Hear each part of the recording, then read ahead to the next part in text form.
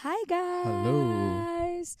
Welcome back to another episode of our podcast, podcast. The Love Series. Medyo nadugay itong last episode, di ba? Yeah, we're kinda Tungkol sa kabisi. busy jud the past days and we're happy Yes. nga karon natagaan mig chance nga na quality time and also make another episode. And by the way, this is our last episode na sa atong love series. And if you notice guys, we have a new setup. Where are we, Hmm. love? Nami sa New Zealand. Kanais maka New Zealand jud ni oy. Nata sa Black Sand Beach Resort sa Yes. Katmon, Cebu. Yes, guys. So if you are interested kung asa ni dapit, Na ay Google Maps. Google Maps search lang. Black Sands Resort, Katmon. Yes. And for our last episode, guys, we'll be talking about Date to marry. dating to marry. Ikaw, love, principle ba na nimong dating to marry before and karon? Wala, yun na siguro sa itong nahuna. Sa una, itong kuhan pa ta, kanang sipunon pa ta. Di ba? Pero when you started ko ano ba, courting. Nga nagsugod na uyab-uyab Yeah, nga nagsugod na. na kag uyab-uyab. Nakaunahon na ba ka ng date to marry? Oo. Nakauna-una sa kuhan na. Kanang, sa unang good. High school tarig sugod. Ako. Ambat lang kay ikaw. Sa Ay, ako. grabe siya. Ako high school ko nagsugod uyab-uyab din kanang before kuan pa man to kanang puppy love kanang about kilig-kilig lang about kuan kanang feeling nga romantic ayo nga siya na gid akong pakaslan or mo na gid ni Like, nakita Yeah. na mo siya for the rest of your life. oh nya sa bata para ba ka say wa pa Ay. kalibutan ba unsay mga sana way unsa gid ang love or unsa gid ang basihan or unsay factors nga kanang maka anong yun makaana jud kang mao na gid siya na gid nga na ko na ko ibsaw nang uyab gani ko hatag gid na ko tanan. I'm part of those people. I belong to those people nga kanang mga hopeless Hopeless romantic ba. Okay. Ako, kay makaingon sa kong hopeless romantic ko. Kay as the same as you, love. Kay high school po ko nagsugod sa uyab-uyab. Oh yeah, high school. Nagduwa-duwa man. High school. Kita ni tita. High school and then so kay strict man akong parents, tago-tago ra jud ako mga sa una. Like wa jud kay mo si mama magsipapa kay samtang nag-skill ako gibawalan jud ko naguyab-uyab. Pero nakauyab jud ko mga duha. Kaya bawalan pa nasa mo tagwa bawali. Oo nya. Ako na jud ato kay kanang kami na jud. Kay mo na ay kamo na jud guro ni forever and then I can still remember sa una na yung mga plano nga ini-graduate na to, mo na itong buhato. Na may nga nga dreams before ba. Pero I didn't mind sa una kanang date to marry pero wala unconsciously wala siya sa kunahuna pero consciously dahil mo akong gina-practice kanang bitaw kung na ako yung in a relationship ganahan ko nga siya na jud ang last kaya murag ana akong murag ana ang naka-instill sa akong mind and when I can remember 15 years old ko or 16 years old ni atan ko gisa ka seminar and then ang kada nga murag siya camp youth camp ba and then mupili ka og topics nga imong sudlan mo siya klase bitaw niya na mga topics for example na klase about career and companionship na klase about kanang how to kanang imuhang unsaon pag about music ingana na bitaw so kung gisudlan nga klase ato kay companionship like career and companionship din nakana ko dito na ko nakadungog una sa term nga dating to marry. Dito ko nakaingon nga, okay, so your intention di ay to date someone is to see that person as sa a end potential part, partner. as a potential partner for the rest of your life. Oh. So from that on, kaya ako relationship sa una, kay buwagon man dyan, pakibaw gani akong parents. Mas kaila ka, wag uyab-uyab ka. So ako sad nga, mahadlok. So nabuwagan dyan ako to silang duha sa una. Gidungan nimo. Wala na kami different times guys. Different siya nga years sa akong life. Pero mo to siya, dito na ko na-discover way back katong niatan ko atong youth camp, dito ako discover ka na ding thoughts. Ako ka na ding dating to marry nga concept nga the purpose di ay of dating someone kay is to see that person as your end game. Pero applicable ba na siya sa tanan, love? Pero kung imong hisgutan years ago to mga nagsugod pa ta buya mga batanon pa ta kay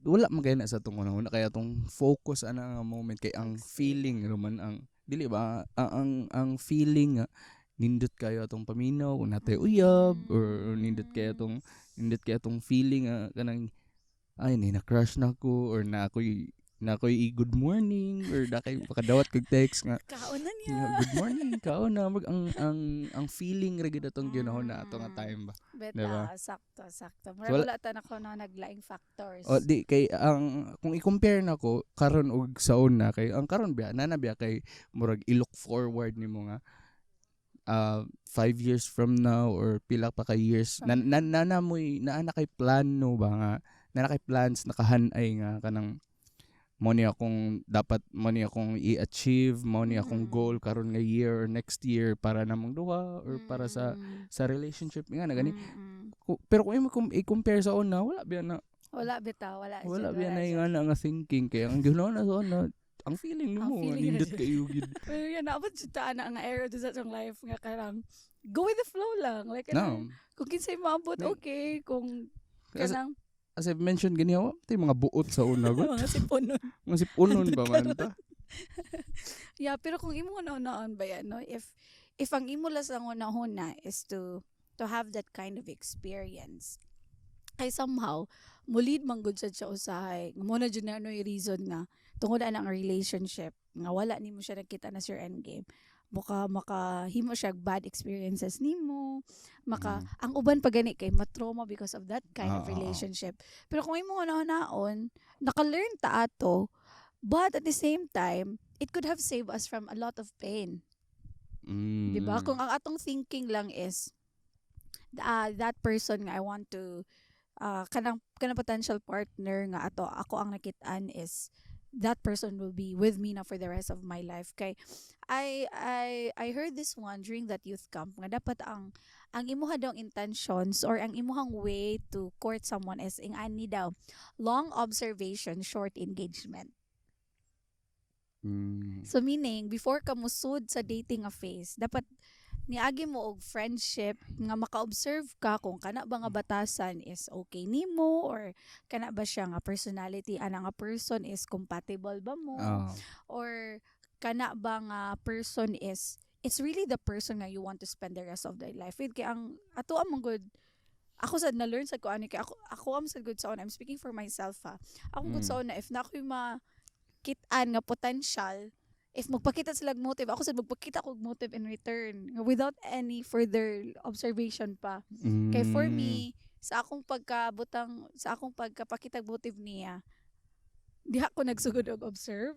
Okay. Pero at the same time, it cost me a lot of pain. Kay sa pagpakita ng motive sa usa, wala intention of going into that level nga masud mi nga we're officially exclusively dating.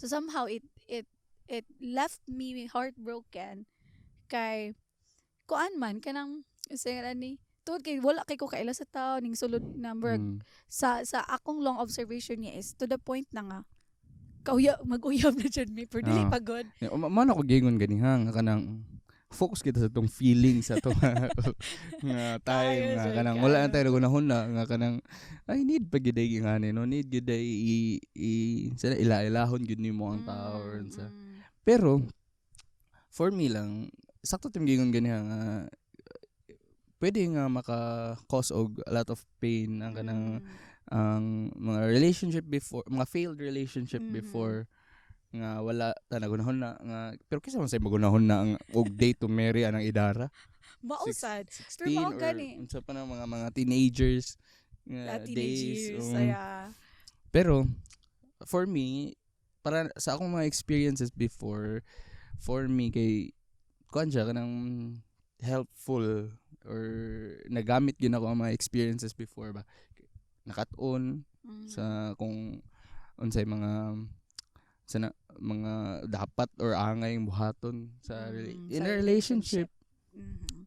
'di ba? So it sometimes kanang nasa siya good Results. result kay the best teachers or kuan ba kanang experiences, 'di ba? Tama. So all those experiences in the past helped me build my principles today. This is what I've learned Jud, all Mm-mm. throughout the years nga I've been dealing with people sa lain aspects sa akong life. Pero kanang kuan Jud, like when you want to get there, if you want to get if you want to be with a person, if you want to be in the relationship na good, you have to prepare yourself. You have to be ready for it. Kaya kita mong good sa unang mga batanon pa ta, like teenage years ta, we thought we were ready. Kaya mo lagi feelings. Nagpatigbabaw ang feelings ko. Labi na sa una, high school, intramurals, i-blind date na yun ka, marriage booth. Swede ka na. Kasi may ko nag-marriage booth Susuwe ko. na. Pero kung ano miya ito, nagbuwag na miya ito sa akong uyab. Mm. Nag-marriage booth ko siya mga classmates. So, mao to siya. So, kanang bitaw, be ready before you go into a relationship. Think about how ready you are to enter. No, kay let's learn from the mistakes we had from the past. Kay mo na daghan na kayo kanang mga bata pa gani daghan nag-traumas, mga bata gani daghan nag-depressions Oo. because of their relationships, because they thought it will make them happy, they thought it will complete them, but eventually it caused them a lot of heartbreaks. So be prepared enough and be ready when you want to enter into a relationship dyan. Nasad mga uban teenagers or uban mga batanon karon nga kanang murag mahadlok sila nga sila uyab, like murag ganig kanang Kuwang ilang life. kuwang ilang life kung wala sila uyab, wala sila kuan, murag kuwang sa love or unsa ba, wala ako sabot. Murag kuwang og kanang sorry ha, pero murag kuwang og tagad sa balay or ganun kay murag seek out na lang sila og laing love sa gawas kay mismo sa ilang balay o sila ka feel nga pinangga kay ko diri or sa, di ba? And that is the sad reality karon, kay we can see a lot of children nga nagdako sila nga somehow dili complete ang love sa ila nga panimalay mismo, di ba? Di ang gid magsugod tanan. Mao sa diha jud magsugod ang tanan sa panimalay, like how you see or how you think of love, kay diha nimo makit-an mismo sa inyong panimalay. So siguro mo na sad to say lang, that's the reality now, di ba? Kanang if wala kay uyab kay murag feeling nila di sila gwapa or di sila gwapo. Dili sila ka mahal-mahal. Pangit ba ako?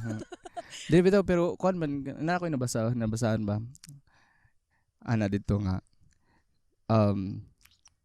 being in a relationship is not the universe's way of saying you are worth to be loved. So meaning, bisag wala kay uyab, you are worth it. Yeah, exactly. Diba? Ato ara ng overthinking, ato ara ng mga negative thoughts, negative thinking, dili ta enough, dili ko kanang sana worth it nga i-love kay ingani ko, ingana ko. Diba, mag self-pity ta kay wudyo ko uyab, dili jud ko kamahal-mahal. Ingana. Mo na usahay pod, not just usahay, pero dapat let's go back also to build within ourselves good usa, di ba? Kay sa atong previous episodes talking about dating dating in today's generation, ang atong topics about so ito mga topics, love, dating in today's generation, love and self-discovery, and sa mga previous episode really emphasize this one nga we cannot give what we don't have. So if we are not prepared to date, so ayaw pug sa imong kagalingon, not just because na pressure ka sa society, because the society is telling you nga dapat ka makauyab or dapat sa for example sa mga edad, dapat mo mag-minyo and all. Ayaw pug pressure sa society because it's just them telling you to do all these things, but it will always come back to your principles. Good. And you know what? We are all loved. No, like even if we feel nga we are not loved, pero kada bitong feeling nga, di not feeling, kada bitong realization nga, because you are alive, because you are here in this world, you have a purpose, and because you have a purpose, gipangga jud ka. And Mm. you are loved by our creator. That's why you are here. So that thought alone, and I hope that will be the foundation of our self-love, and that is also the foundation of the love we can share to others once we realize how much love we have from our creator. Amen. Yeah. Depende na yan sa ninyo pag-workout inyong differences. And make sure nga if dili gid mo compatible despite sa effort nga inyong gibuhat para work in your relationship, then be prepared sa kung unsa inyong decisions. Kaya. Kay what is meant for you will not miss you. Kada bitong nanay quote, love to forget. Nakalimtan. Nakalimtan ako nga what is for you kay para Sorry. imuha jud, like dili na siya mulabay lang, dili na siya ingon nga mula alason lang, pero ihatag jud na sa imuha at the right time. And also it will also be given to you once you are ready pod as a person. Kay you will not be given something nga dili ka ready i-take care na. It can be a relationship, or it can be something imong gina-dream. So di jud na ihatag sa imuha if ikaw mismo di pa kakahibaw mo handle sa kana nga mga butang. If you cannot still handle yourself, then do not let other people handle you. Kanang ayaw. Dili, gets ko. Anong, Yeah. if you're not fully ready For or commitment. kaya ikaw mismo sa imong kagalingon di pa kadala, di pa handle sa imong kagalingon. Do you think ang kanang other people kay kanang laing tao kay maka handle nimo? Kaya. Kay ikaw gani mismo dili. Naglisod gani kasi Naglisod mong gani ka. kaugalingon. Di ba? So make sure that Yeah. you're ready. Yes.